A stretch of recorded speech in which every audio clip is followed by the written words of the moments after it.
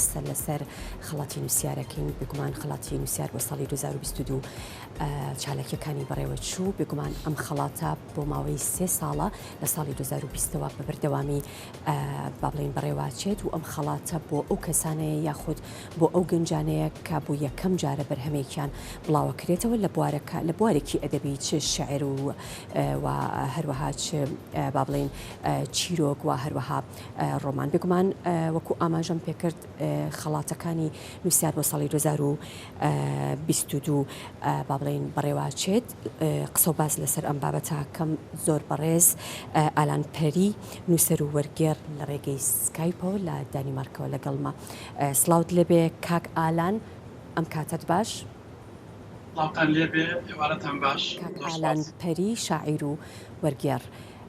سلااوت لێبێ خەڵاتەکانی ئەم ساڵ چیرۆک و با بڵێن ڕۆمان و بۆ هەموو بوارەکانی ئەدەبیان بۆ بوارێکی تایبەتی تەرخانکرا بوو. خەڵاتی نووسیار بۆ کتێبی یەکەم وەک ئاماژەت پێدا ئەوە 3 ساڵە ئێمە بەردەوامیمان هەیە. ئەم ساڵ تەنها لە بواری شەعرە پێشکەشکرا لەبەر ئەوەی مەرجەکانی خەڵاتی نووسیار سەخت لەبەر ئەوەی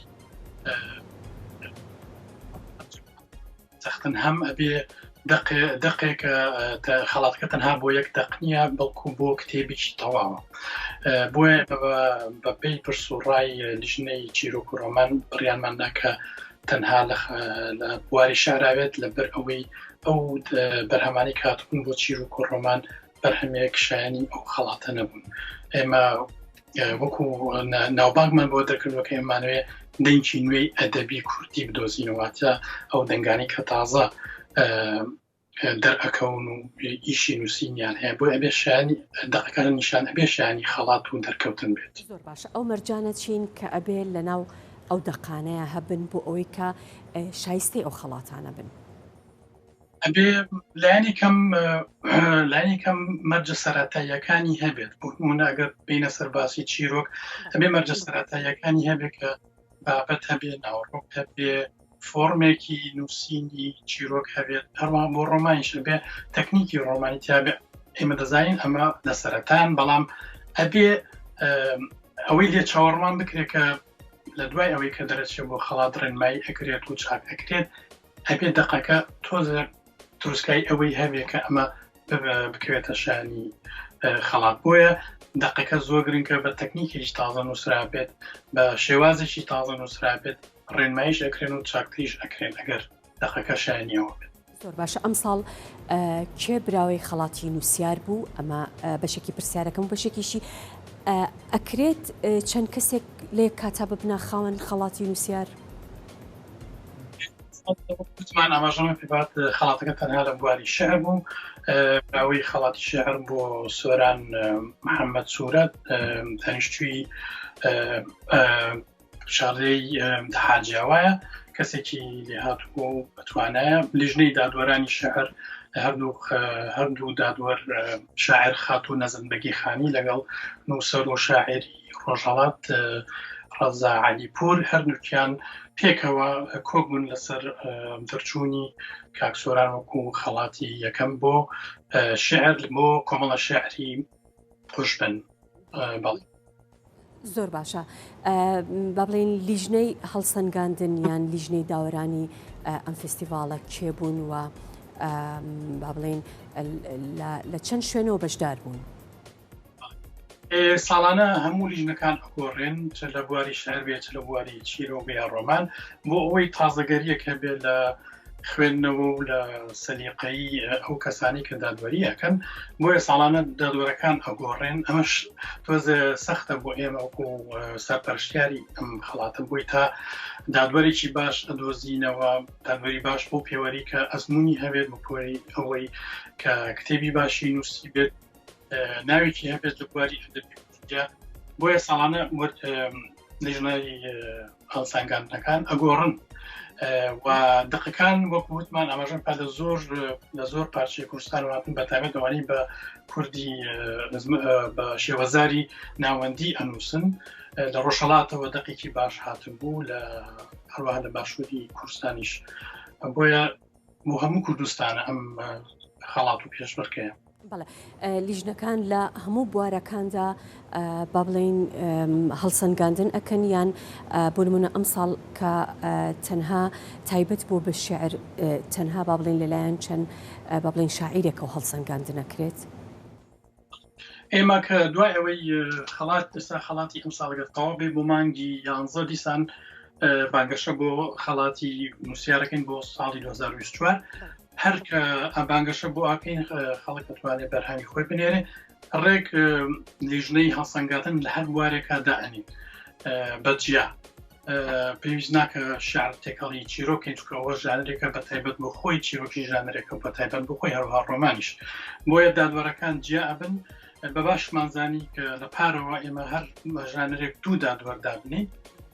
بۆی تا زیاتر پرس و ڕامێکی بکەن و تەنها ڕای یەک دادوەر نەوێت لەو بوارەیە. زۆر باشە ئەو خەڵاتەی کە ئەدرێتە با بڵێن ئەو کەسەی کە دەبێتە خاوەن خەڵاتی نووسیار خەڵاتەکەی چییە؟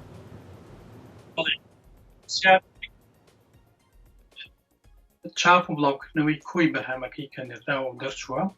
لەگەڵ لەگەڵ پێدانی هۆکاری لیژنەی هەڵسەنگاندنەوە کە بۆچی ئەم بەرهەمیان هەڵسەنگاندووە هەروەها پێدانی بڕوانامەی نووسیار کە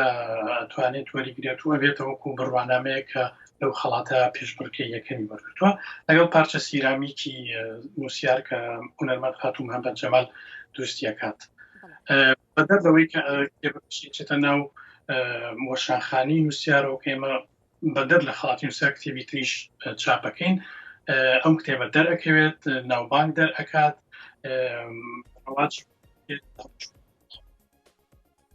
بەڵێ هیچ با بڵێن مەرجێکتان هەیە بۆ ئەوەی کە پێویستە ئەو کەسێ بێتە خاوەن خەڵات لە دوای ئەوەش بەردەوامی هەبێت و بەرهەمی هەبێت بەپی ئەزمموی ئێماوە تقریبان بۆ 3 ساڵ ئەوانەی کە دەرچوونەوانی پار و پێراریش هەست ئەەکەین کە جۆرە پەرپرسیاتریەکیان لە ئەستۆ گرتووە سەیری ئەو شەشەی پار و پێرار ئەەکەین هەر شەش براوەکەی پار و پێرار جۆرە گۆڕانکاریەک بە نووسینەکانیان هاتووە بەرەو باشتر ڕۆشتون یەک شتێک نانووسن کە کار بکاتە سەر ئەو ناوەی کە دەریان کردو هەر بە چاوەڕوانیشم بۆ ئەم خەڵاتی ئێستای شعر کە ئەم ساڵ تەنها بۆ شێکراوە خۆی ئەو تشتەکە ئۆتۆماتیکی دروستە بێت کە تۆ بەرپرسیاتیەک ئەگریتە ئەستۆت بەتایبەت ئێمە بیرمانە چی ئەمانە لە سەرەتای نووسینان یەکەم کتێبیانە بۆیە ئەبێ یەکەم هەنگاویان بۆ کتێب و نووسین ئەبێ هەنگاوێکی باش و لەبار بێت بۆی بتوان بەردەوام بن و پەربەن بە نووسین و خوێندنەوە. زۆر باشە کاک ئەلان ژماری ئەو گەنجانە با بڵێن چەندن کە تا ئێستا بەرهەمیان بڵاو نەکردوێتەوە و بەرهەمەکانیان با بڵێن ئاراستەی نووسیارەکەن ڕاستەکی ژمارەی تەواوەتیمان لەبەردەم نییە لەبەروی ئێمە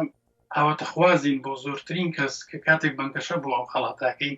هاواتەخوازین بۆ زۆرترین گەنج بڕات چونکە خەڵاتەکە لە بینی 18 ساڵ و 40 ساڵایە هاواتەخوازین هەموو ساڵێک بانگەشەی بۆ بکەین چونکە ئەزانین کۆمەڵی گەنج هەیە دەقی باشیان هەیە بەڵام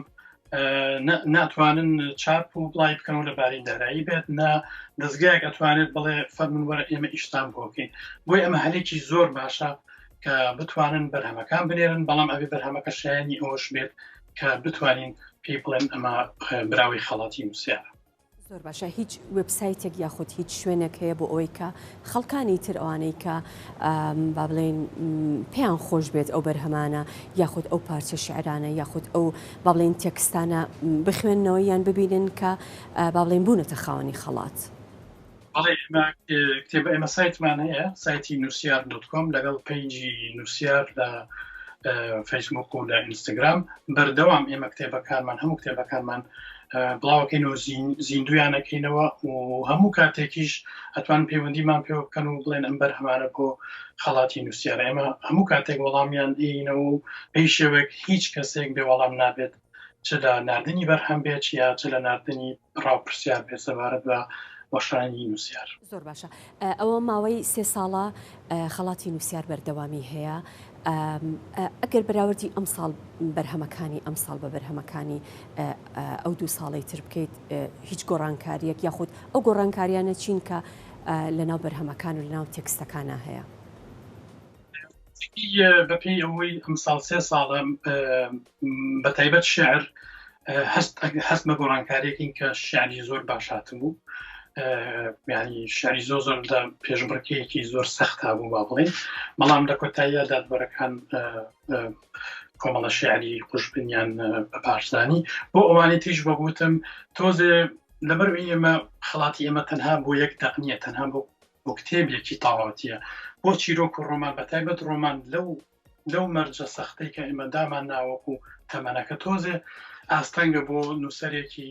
20 ساڵ یا 35 ساڵ ڕۆمانێکی تاواتی بنووسێ، بەڵام کراویش ئێمە پار و پێرار باشترین دوو ڕۆمانمان خەڵات کردووە کە تا ئێستاش لەسەری نووسی و تا ئێستاش خوێنرێتەوە. ئیشەکە سەخت نییە، بەڵام ئەبێ بەو شێوازش بێ کە دەقێکی داهێنەرانەش بێت، وەکوتم شایانی ئەوی بێ کە ئێمە بڵێن ئەمە تایبەتمەندی نووسیاری پێوە بێت. دەستەکانت خۆش بێ. زۆر سوپاس بۆ ئالان پەری، شاعیر و وەرگێر کە لە ڕێی سکایپەوە لە دەنیمارکەوە لەگەڵم بووی. سوپاس بۆ تۆ.